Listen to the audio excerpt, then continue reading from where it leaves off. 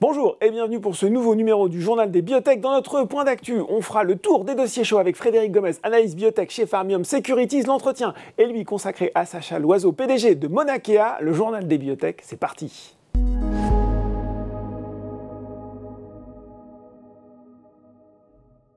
Et je retrouve pour ce point d'actualité Frédéric Gomez, analyste biotech chez Pharmium Securities. Bonjour Frédéric.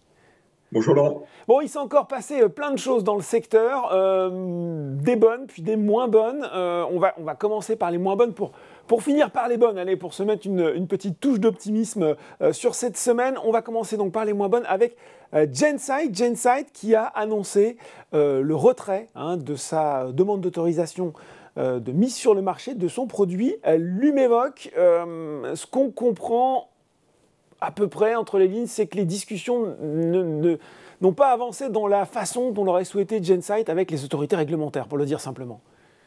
Non, alors c'est factuel. Alors pour les suiveurs du JDB, on avait évoqué ce dossier en septembre 2020 et on avait un peu rappelé les fondamentaux, c'est-à-dire que il faut quand même avoir toujours à l'esprit que d'un point de vue réglementaire et sur le plan statistique, les études cliniques de phase 3 étaient négatives, puisqu'il n'y avait pas eu d'efficacité sur le critère primaire qui avait été démontré par rapport aux comparateurs. C'était pas statistiquement significatif. Et à l'époque, on avait aussi dit que la stratégie réglementaire mise en place par Gencyte, et ça on peut pas leur reprocher, qui avait été de dire on va travailler en changeant de comparateur, en utilisant l'histoire naturelle de la maladie. Expliquer un petit peu, contextualiser. Voilà, en présentant ça aux agences, on avait souligné le fait qu'il serait intéressant de voir comment l'agence européenne IMIA réagirait à cette tactique, sachant que sur le plan méthodologique, il y a des règles très claires au niveau des agences pour avoir une AMM. Donc, il faut que le produit démontre la supériorité par rapport au comparateur qui a été utilisé dans la même étude clinique. Et là, malheureusement, on s'est rendu compte que l'IMIA était restée sur sa position initiale, c'est-à-dire qu'elle n'a pas accepté ce qui en fait, il y a une espèce de biais méthodologique, puisqu'au final, on a une analyse qui est rétrospective, puisqu'on a une étude d'un côté et puis une autre et on va comparer les résultats, on va essayer de les mêler.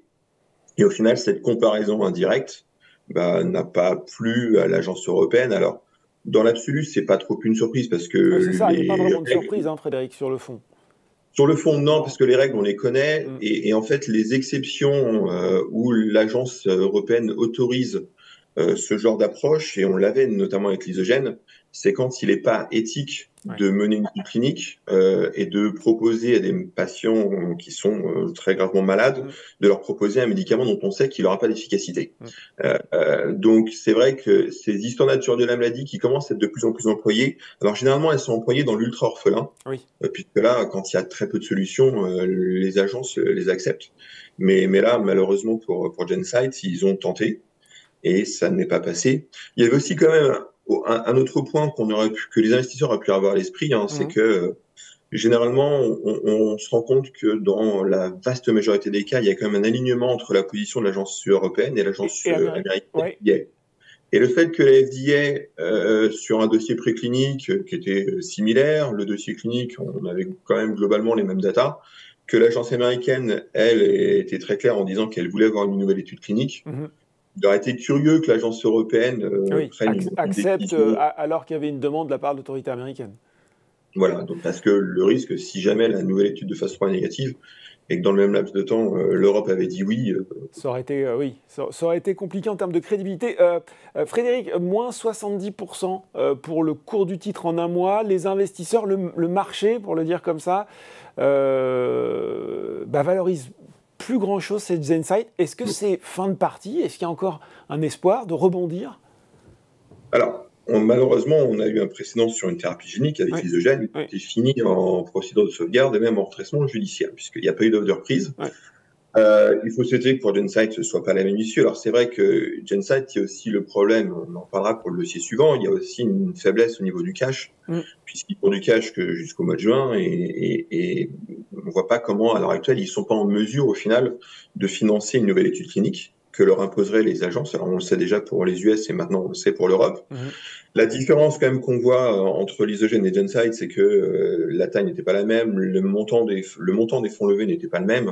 Donc on peut penser qu'il y a quand même un pool d'investisseurs au niveau de Gencyte qui n'a pas intérêt à voir la société disparaître. Alors après, quelle va être la solution? Est-ce que il y a des discussions pour un refinancement. De toute façon, et c'est probable, c'est même sûr et certain qu'ils discutent. Toutes les options sont sur la table et ils s'activent pour en trouver une qui soit la plus satisfaisante possible.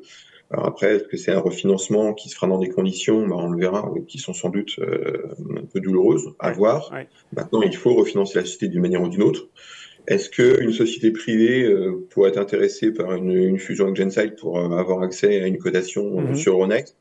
Encore faut-il que cette société privée soit elle-même bien financée, parce que si vous faites une fusion, mais qu'au final, il faut refinancer le nouvel ensemble. C'est tout aussi compliqué, oui. Voilà, il y aura une nouvelle thèse d'investissement, mais encore faut-il que les investisseurs y adhèrent.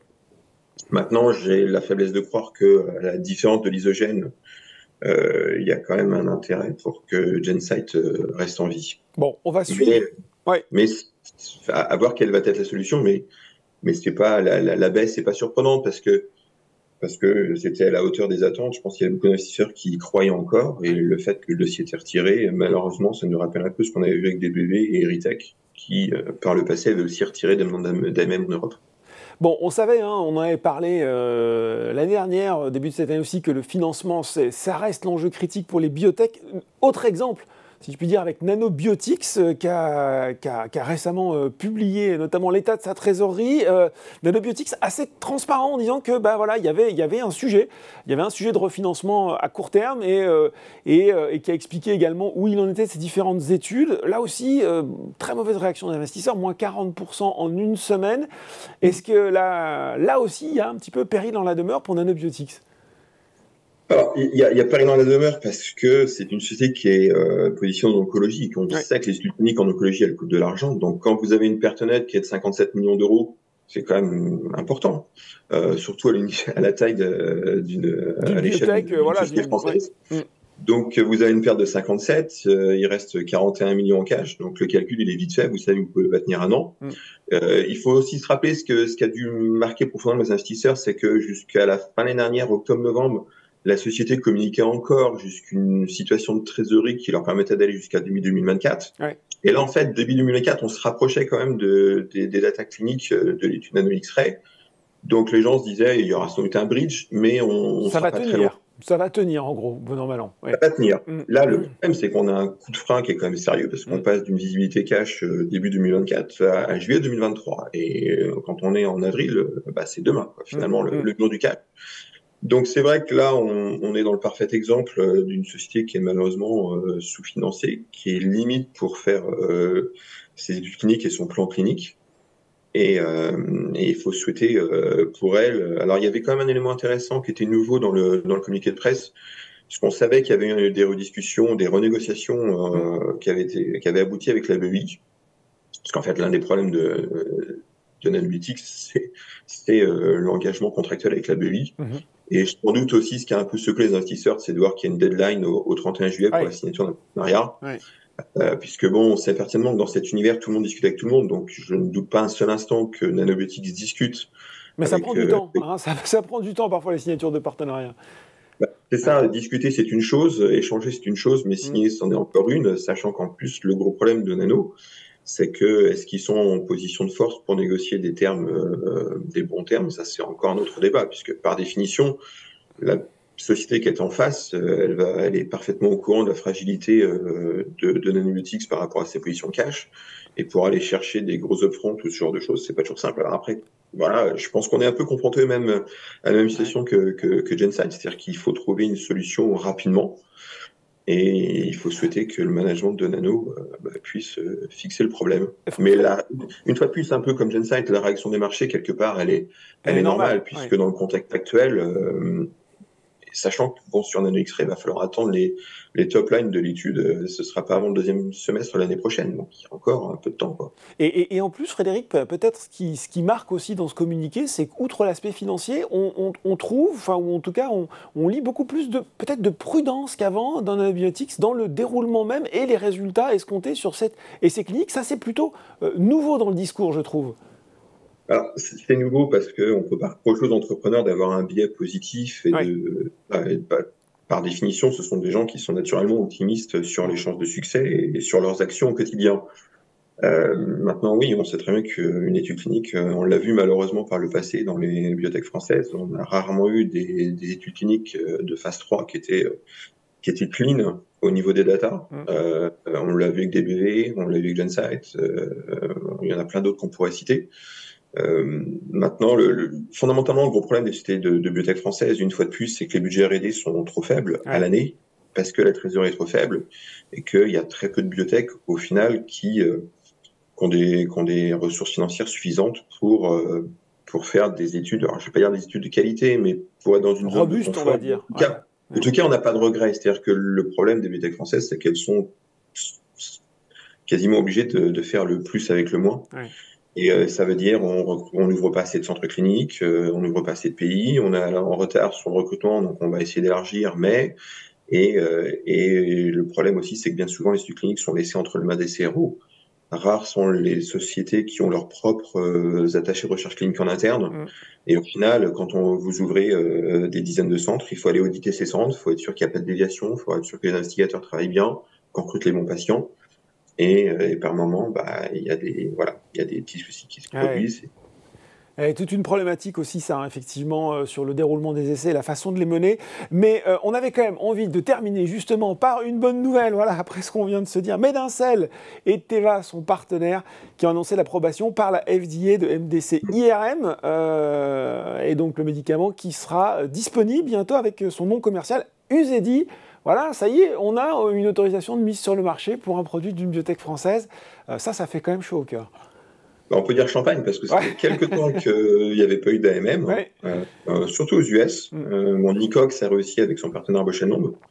Mais non, c'est toujours une bonne nouvelle quand on voit qu'une société y arrive. Là, on n'avait pas trop de doutes sur l'issue, même s'il y a eu un contretemps l'année dernière, puisqu'il y a eu un accord de 6 mois.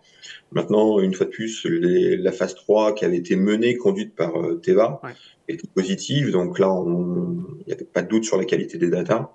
Maintenant, le vrai enjeu, au final, sur Uzedy, c'est les perspectives commerciales. On a vu que Teva avait communiqué d'une façon quand même plutôt optimiste et encourageante, puisque début février, lorsqu'ils ont publié leurs résultats, ils ont clairement dit qu'ils espéraient prendre 20% du marché, sachant que c'est un marché de 4 milliards, donc vous faites le calcul, c'est quand même un chiffre pas inintéressant. C'est pas mal. Et plutôt pas mal, puisque Medincell va toucher des royalties sur ce montant-là.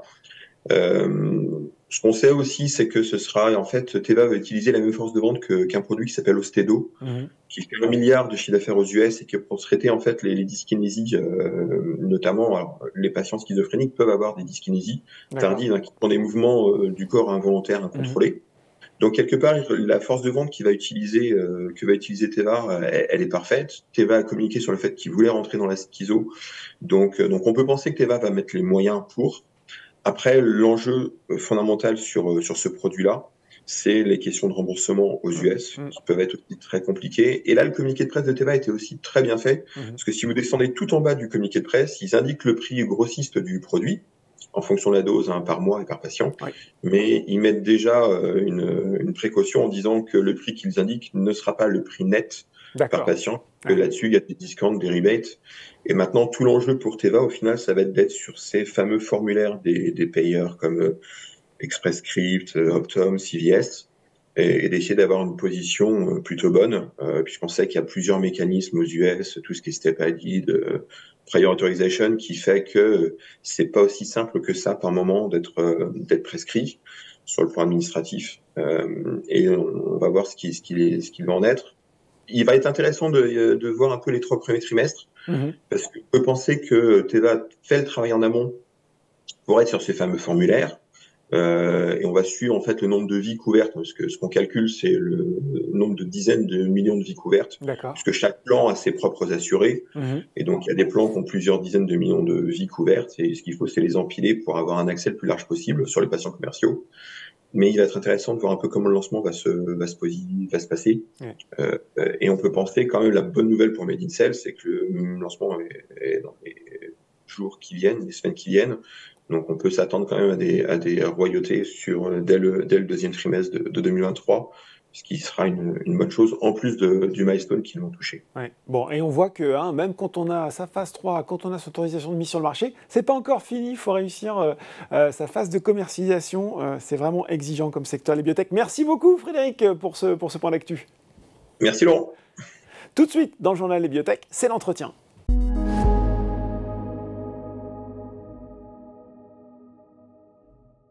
Et je reçois pour l'entretien Sacha Loiseau, PDG de Mauna Kea. Bonjour Sacha. Bonjour Laurent. Alors, Mauna Kea, pour ceux qui ne le sauraient pas, c'est cette medtech introduite en bourse en juillet 2011 et dont le produit phare, c'est Cellvizio, plus petit microscope au monde, unique plateforme d'imagerie cellulaire in vivo en temps réel. Sacha, la dernière fois où on a parlé de Mauna Kea sur le plateau du journal des biotech, c'était en avril 2021. Sa date, c'était avec Robert Gershon. Vous avez, repris les rênes opérationnelles de la société en octobre dernier. Et puis, depuis, il s'en est passé pas mal de choses. On va bien sûr parler des chiffres récents qui ont bien fait réagir le titre. Mais ces chiffres, ils sont notamment la conséquence de la stratégie de partenariat qui a été mise en place par le groupe. J'aimerais qu'on commence par revenir justement sur ce partenariat avec le chinois Tasly Joint Venture pour développer, fabriquer, commercialiser le dispositif Cellvizio sur le marché chinois, presque 10 mois après cette annonce. Quels sont finalement les avancements réalisés dans le cadre de cet accord? Comment se déroule concrètement, là comme ça, au quotidien, le partenariat entre les deux entités? C'est une très bonne question parce qu'il se passe beaucoup de choses et effectivement le public ne peut pas le voir puisque c'est du travail quotidien. Donc il y a des équipes, il y a d'abord une société qui a été créée qui s'appelle Mauna Kea Tasly Medical Engineering Company. Un long à rallonge, on espère qu'il y aura un petit nom bientôt. Et puis maintenant il y a des gens dans la joint venture, il y a tout un organigramme. Donc il y a un directeur général, il y a une directrice générale adjointe qui est quelqu'un qui travaillait pour nous pendant des années, pendant 7 ans. Et puis on embauche des gens, donc on a embauché récemment un directeur des ventes, on embauche un directeur de la R&D. Donc il y a toute une équipe qui est en train de se monter et une activité qui est en train de se créer. Alors bien sûr, ça ne se fait pas du jour au lendemain. Il faut embaucher des gens en Chine, il y a des locaux, enfin il y a des tas de choses à faire. Mais ça se passe très très bien et nos relations avec Tasly sont excellentes. Donc ça avance. On a été payé donc une première partie qu'on a annoncée au mois de janvier. Il y a une deuxième partie là qui est en cours de paiement. Et puis des tas d'activités, à la fois sur notre marché historique, c'est-à-dire les applications que l'on connaît, la gastro-entérologie, l'urologie, la pneumologie, mais on va aussi développer avec Tasly un nouveau marché, qui est le marché de la neurochirurgie, marché que l'on avait commencé à développer il y a des années, et faute de ressources, on l'avait un petit peu mis en sommeil, mais on avait conservé notre propriété intellectuelle, nos brevets, notre marquage américain, l'accord de la FDA, et bien sûr la vision du produit, de ce qu'il peut faire dans le domaine de la neurochirurgie. Bon, vous l'avez évoqué rapidement, est-ce qu'on peut revenir sur la partie, effectivement, un petit peu financière de cet accord? Bien sûr, c'est une partie très importante parce que ne nous mentons pas. Elle fait partie des raisons pour lesquelles c'est intéressant de faire aujourd'hui pour nous une joint venture en Chine. D'abord parce que le marché chinois est immense et d'ailleurs on a des concurrents maintenant qui apparaissent sur le marché chinois, qui est un signe positif puisque quand il y a des sociétés chinoises qui investissent beaucoup pour nous copier, parce qu'évidemment elles veulent nous copier, ça veut dire qu'il y a un grand marché. Mais l'accord financier, c'est 10 millions de dollars, donc aujourd'hui 9,1 ou 2 millions d'euros qui sont payés à Mauna Kea upfront, c'est-à-dire avant les ventes, avant la réalisation des produits, avant tout ce qui va se passer plus tard. Donc ça, c'est très important. C'est du financement non dilutif. Et il faut rappeler que, contrairement à d'autres accords où la société avec qui on fait une joint venture va prendre une participation dans la société mère, ça n'est pas le cas du tout ici. Au contraire, c'est nous qui possédons, en gros, la moitié de la joint venture. Société qui est financée par Tasly. Donc ça, c'est quelque chose que je pense que les gens n'ont pas encore bien réalisé. La joint venture est financée par Tasly. Elle est, j'ai envie de vous dire, mieux financée que Mauna Kea aujourd'hui. Donc ce qui est un peu finalement hallucinant, mais c'est le cas.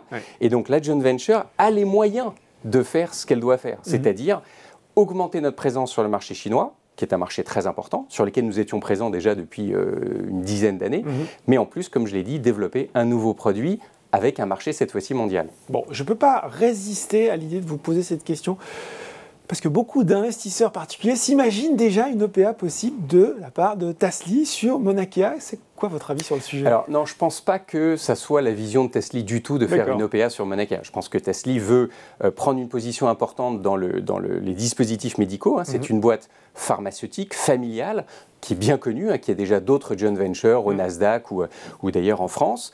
Elle veut aujourd'hui avancer sur le domaine de la medtech et du digital. On est absolument parfaitement alignés avec leur stratégie. Et on a, nous, d'autres partenaires dans le domaine de l'imagerie moléculaire qui sont très intéressants aussi pour Tasly. D'ailleurs, que j'ai déjà mis en contact avec Tasly, avec qui nous avons des discussions. Donc, je ne pense pas que ce soit une OPA de Tasly qui soit aujourd'hui dans les cartes. À l'ordre du jour. À l'ordre du jour. En plus, pour une société comme nous, franchement, s'il y a un jour OPA, ou plutôt rachat, ça sera un rachat, disons, amical. Ça ne sera pas une OPA hostile. En revanche, il y a d'autres sociétés, bien sûr, qui seraient intéressées par racheter Monakea, et c'est possible que ça arrive. Et j'ai envie de vous dire un truc aujourd'hui, c'est qu'à ce moment-là, le prix ne sera pas le sujet. C'est ça qui est intéressant et je pense que les investisseurs doivent réaliser ça. C'est que si un jour une grande société américaine qu'on connaît bien ou une autre décide que la technologie de Monakea est absolument clé pour sa stratégie, ça n'est pas le prix. Ils trouveront les fonds, a priori. De toute façon, comme on sait que nos valorisations en France restent des valorisations relativement basses, même des centaines de millions, c'est très bas pour des sociétés comme ça, ça ne sera pas le prix le sujet. Donc je pense que c'est ça qu'il faut se mettre dans la tête. Est-ce que, sur quelles prochaines étapes vous pourrez communiquer prochainement sur ce partenariat avec Tasly? Alors, d'une part, effectivement, il y a des milestones importants avec le partenariat avec Tasly, donc il y aura des lancements commerciaux dans d'autres régions de la Chine, et puis on espère le lancement vraiment du nouveau produit pour la neurochirurgie, ça va venir un peu plus tard. Mais j'ai envie de vous dire surtout que notre stratégie annoncée depuis maintenant presque un an, c'est une stratégie de développement par partenariat. Et donc là, évidemment, vous imaginez bien, quand on a annoncé ça, les discussions avec Tasly étaient déjà bien avancées. On savait qu'on était proche d'un partenariat. Et puis, on a des discussions avec beaucoup d'autres sociétés depuis longtemps. Et ce qui est intéressant, c'est que nous, on discute maintenant pas uniquement avec des sociétés de medtech, mais aussi avec des boîtes de biopharma et de pharma. Tasly est une boîte de pharma. Telix Pharmaceuticals, avec qui on travaille déjà depuis longtemps en Australie et qui est une boîte qui a un parcours extraordinaire. J'invite les investisseurs à regarder le parcours boursier de Telix, qui vaut maintenant plus de 3 milliards de dollars australiens. Quand on a commencé avec eux, il valait un dixième de ça, même pas. C'est une boîte avec qui on a une vision commune de réunir leurs molécules et notre technologie. Même chose avec d'autres sociétés privées ou publiques, comme bien sûr Johnson & Johnson, avec qui on travaille depuis maintenant un petit moment sur la pneumologie interventionnelle et donc le très grand marché du cancer du poumon. Bon, on va peut-être reparler partenariat un peu plus tard, mais là, il faut justement qu'on s'arrête un petit peu sur les chiffres. On a eu beaucoup de publications. Peu de temps, les résultats 2022, le chiffre d'affaires du T1 2023. On va décomposer un peu tout ça, toute cette séquence. On va commencer par 2022. Quels sont les chiffres qu'il faut retenir de l'exercice écoulé, notamment sur l'orientation des ventes de Monakea? Bien sûr. Alors, deux choses importantes. D'abord, on avait annoncé en début 2022 qu'on avait comme objectif stratégique de maintenir nos ventes, alors même que nous réduisions la voilure commerciale, c'est-à-dire le nombre, vraiment de façon pratique, le nombre de gens sur le terrain. Donc on a réduit aux États-Unis, on a réduit en Europe, et on a réussi notre pari. Donc à quelques pourcents près, on a maintenu nos ventes historiques de Cellvizio aux États-Unis, en Amérique du Sud, en Europe et en Asie. Alors là, c'est un peu différent, puisque justement, en Asie, à partir du milieu de l'année dernière, on a signé l'accord avec Tasly et on a cessé de vendre à notre distributeur directement, puisque Tasly devenait, enfin, notre JV allait devenir notre distributeur principal. Donc, première chose à retenir, on a gagné le pari, c'est-à-dire qu'on a rendu nos ventes beaucoup plus efficaces. Donc on a aujourd'hui, j'ai envie de dire, un petit, je ne vais pas dire embryon, mais quand même une société aux États-Unis qui est presque rentable, c'est-à-dire qui arrive à faire 700 800 000 $ de ventes par vendeur, ce qui est un chiffre qui, dans le domaine de la medtech, est finalement assez raisonnable, et on va réussir à sûrement taper le $1 million par vendeur. Donc là, on est très content.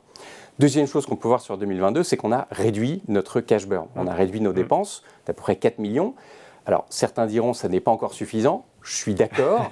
Le problème d'une medtech, c'est qu'on doit maintenir une R&D solide, parce que c'est... L'innovation, c'est la clé. L'innovation, c'est la clé. C'est la valeur future de la société. Donc, évidemment, on a encore 25 personnes en R&D. Oui, ça coûte cher, mais c'est absolument nécessaire. On a lancé des tas de nouvelles choses depuis maintenant 2-3 ans. Une nouvelle génération de Cellvizio. On a maintenant un système d'itération où tous les 6 mois, on sort des choses nouvelles. Donc ça, c'est très important. Deuxièmement, le réglementaire, le clinique, la qualité. Tout ça, ce sont des choses, malheureusement, qu'on ne peut pas compresser. Pas trop mégoter sur ces sujets. Et on ne peut pas mégoter, parce qu'on est dans un environnement réglementé où on ne peut pas dire, bon, ben, finalement, voilà, avec une personne en qualité, on va s'en sortir. Et déjà, nos équipes souffrent, elles sont sous pression, elles font beaucoup de choses avec peu. ce qui est le cas de toutes les medtech et toutes les biotech françaises. Donc voilà, donc on a réduit la voilure. Ça veut dire qu'on s'est mis, grâce à l'accord Tasly aussi, à l'abri de problèmes immédiats de cash, ce qui est très important. Donc on a une visibilité qui nous permet aujourd'hui de nous avancer sereinement, en sachant qu'on continue sur une bonne trajectoire à la fois de nos ventes entre guillemets historiques, mais aussi qu'on avance sur la possibilité d'établir de nouveaux partenariats dans de nouveaux domaines. Bon, stabilisation des ventes, vous l'avez dit, en 2022 avec une équipe réduite, mais le coup de boost pour le titre, il est venu justement de ce chiffre d'affaires du T1 2023. Alors il y a une croissance de 121%, bénéficiant notamment de la reconnaissance des premiers revenus de redevance de licences et de technologies liées avec cette fameuse joint venture dont on a parlé. Est-ce que c'est quelque chose d'exceptionnel, ce T1, ou est-ce qu'il s'est amené à se normaliser sur les trimestres à venir, ou est-ce que ça préfigure de ce que pourrait être l'année 2023 dans son ensemble? Alors, comme on l'a écrit, il y a une partie exceptionnelle, il y a une partie récurrente, et j'ai envie de vous dire que oui, ça préfigure quand même de l'année 2023. C'est-à-dire que, alors je détaille, il y a une partie non récurrente, exceptionnelle, qui est de 2,3 millions d'euros à peu près, qui est un paiement qui correspond à certaines choses qu'on a fait avec la joint venture. Ok, cette partie-là, elle ne va pas se retrouver dans le deuxième trimestre. En revanche, dans notre nouveau business model et notre nouvelle stratégie de partenariat, c'est bien ce genre de revenus qu'on veut accumuler. Alors, est-ce qu'il y en aura de nouveau en 2023 ou ça sera en 2024 ? Je ne peux pas vous le dire aujourd'hui. Ensuite, il y a une partie récurrente qui est d'à peu près 500 000 euros par trimestre, donc 2 millions d'euros en gros sur l'année, et qui va durer pendant 3 ans. Ça correspond à de la reconnaissance de revenus, mais je précise que tout ce revenu, on l'a en fait déjà touché. Donc on l'a en trésor. Donc ça, c'est toujours le problème de la comptabilité avec les systèmes de comptabilité IFRS. Mais c'est bien parce que ça nous donne de la visibilité sur notre revenu pendant 3 ans. Ce qui veut dire que de façon structurelle, on a déjà 4 500 000 euros de plus reconnus en 2023 par rapport à 2022. Bon, donc ça veut dire que notre compte de résultat 2023 sera forcément bien plus sympathique à regarder que le compte de résultat 2022 et surtout 2021. Donc une belle progression. Par ailleurs, il y a quelque chose que les gens vont voir apparaître dans les comptes semestriels, c'est qu'on a des parts de la joint venture. Ces parts sont valorisées. Bien sûr. Et donc on va voir dans nos comptes 2023 de la valorisation des parts, ce qui est intéressant, ce qui est aussi un peu paradoxal, comme je vous disais, parce que finalement, elle représente une partie significative de notre valorisation aujourd'hui. Donc on peut dire qu'entre notre cash et la valorisation de la JV, il ne reste plus beaucoup de valorisation de Monakea elle-même, ce qui est paradoxal. On espère que les gens vont comprendre ça. Et donc voilà, donc on va améliorer nos fonds propres, on va améliorer notre compte de résultat, on va améliorer notre bilan. Et c'est bien sûr la tendance qu'on veut donner à la société pour les années qui viennent. Donc retour de la croissance des ventes en 2023 pour Monakea. Alors, retour de la croissance de la top line. Ça c'est franchement certain. Ça sera une belle croissance à 2 chiffres sur l'année 2023 par structure. Bon. Vous l'avez déclaré récemment et tout au long de cet entretien, effectivement, il y a cette volonté d'élargir des partenariats stratégiques, d'élargir les marchés de Cellvizio. Alors, est-ce qu'il y aura des annonces dès cette année? Et puis, à quoi ressemblera le partenaire idéal, les partenaires idéaux de Monakea? Alors, ils peuvent avoir des physionomies assez différentes. Il y en a un auquel tout le monde pense, c'est bien sûr Johnson & Johnson. Et il faut se rappeler qu'il y a un environnement très favorable aujourd'hui à Monakea et à notre partenariat. Pourquoi? Parce que Johnson & Johnson a racheté donc un système robotisé pour l'exploration des bronches, donc pour le cancer du poumon, et a des concurrents très sérieux sur ce marché. Ces concurrents annoncent de très bons chiffres. Et récemment, un autre concurrent vient d'annoncer une levée de fonds de 150 millions de dollars. Donc, la combinaison entre le robot de Johnson & Johnson et le Cellvizio, qui a été prouvé comme étant extrêmement effective, donc publication qui a eu lieu en décembre 2022, donc récente, donc Monarch plus Cellvizio, est une évidence aujourd'hui. Donc, bien sûr, nous travaillons avec Johnson & Johnson, je vais les voir pas plus tard que vendredi là, à Boston, pour essayer d'avancer sur un partenariat commercial. Alors, il se trouve que Johnson & Johnson, les gens l'ont vu sûrement depuis le début de l'année, a annoncé des choses pas faciles, ils ont licencié beaucoup de gens, beaucoup de medtech, on l'a vu, Medtronic et d'autres, licencient énormément en ce moment. Pourquoi?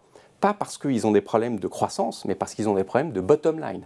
Ils ont des coûts qui, comme tout le monde, ont augmenté considérablement avec de l'inflation, avec des problèmes de supply chain, et ils font très attention finalement à leur structure de coûts. Mais ça n'empêche qu'aujourd'hui, nous sommes une technologie qui est vu de façon stratégique par des gens qui font par exemple de la pneumologie interventionnelle, mais aussi de la chirurgie en urologie, donc pour les cancers de la prostate et du rein, ça c'est avec Telix.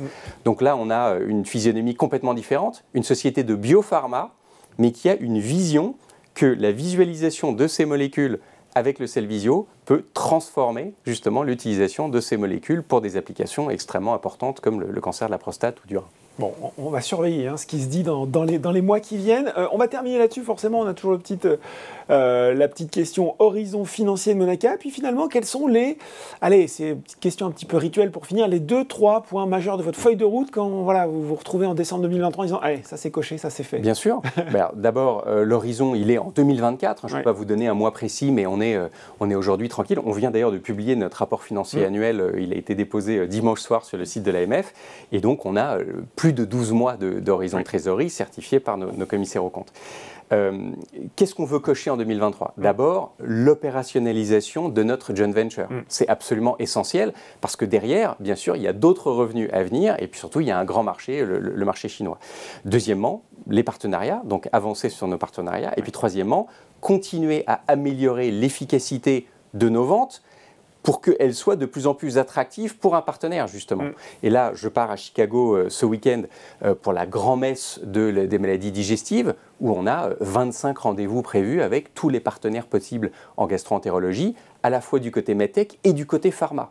Parce qu'il y a une chose qu'on n'a pas dite et qui me tient vraiment à cœur pour cette année, c'est qu'on a fait une publi en début d'année sur les maladies inflammatoire chronique de l'intestin, qui est un immense marché et qui représente aujourd'hui un espoir énorme de partenariat justement avec des pharmas. Pourquoi ? Parce qu'on a prouvé que la visualisation de l'intestin avec le Cellvizio était le meilleur biomarqueur pour les maladies inflammatoires chroniques de l'intestin. Donc vous imaginez, aujourd'hui, ce sont, je crois, 25 milliards de dollars de revenus de médicaments qui vont être liés justement à la visualisation de l'intestin un jour avec le Cellvizio. Donc ça ne va pas se faire demain, mais c'est dans le futur. C'est lancé. Donc voilà. Bon, il s'en est passé beaucoup de choses, c'est ce que je disais au début, et il va continuer à s'en passer pour Monaca. Merci pour ce point très complet, Sacha Loiseau. Merci beaucoup, Laurent. Le journal des biotech, c'est fini pour aujourd'hui, mais on se retrouve dans 2 semaines pour un nouveau numéro.